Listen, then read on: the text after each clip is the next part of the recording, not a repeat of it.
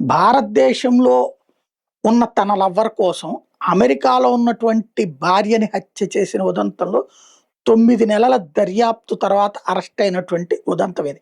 భారత్‌లో ఉన్న ప్రియురాలు కోసం అమెరికాలో నివసిస్తున్న తెలంగాణ యువకుడు తన భార్యను గొంతు పిసికి హత్య చేసి, అపరిచితుడు చేసినట్టు నమ్మించడానికి ప్రయత్నించినటువంటి ఘటన. ఈ దారుణ హత్య కేసులో అమెరికా పోలీసులు 9 నెలల దర్యాప్తు తర్వాత ఆ భర్తను అరెస్ట్ చేశారు. తెలంగాణకు చెందిన 30 ఏళ్ల అవినాష్ నార్నే, 27 ఏళ్ల రాజితా సబ్బినేని దంపతులు సాఫ్ట్‌వేర్ ఇంజినీర్లుగా వాషింగ్టన్‌లోని బెల్వ్యూలో ఉంటున్నారు. లాస్ట్ ఇయర్ అక్టోబర్‌లో అవినాష్ పోలీసులు ఫోన్ చేసి తన భార్య బాత్రూమ్ లోపల తలుపేసుకుని ఉందని, ఎంత కొట్టినా తీయడం లేదని చెప్పాడు. పోలీసులు చేరుకుని బాత్రూమ్ తలుపులు బద్దలు కొట్టి లోపలికెళ్తే రాజిత నిర్జీవంగా నేల మీద పడుంది. గొంతు పిసకడం వల్ల మరణించిందని నిర్ధారించిన పోలీసులు హత్య కేసు నమోదు చేశారు. అప్పటికి వాళ్ళ వివాహం 6 నెలలు మాత్రమే అయింది. అవినాష్ తాను ఆ టైంలో బయటికెళ్ళానని పోలీసులు నమ్మించాడు.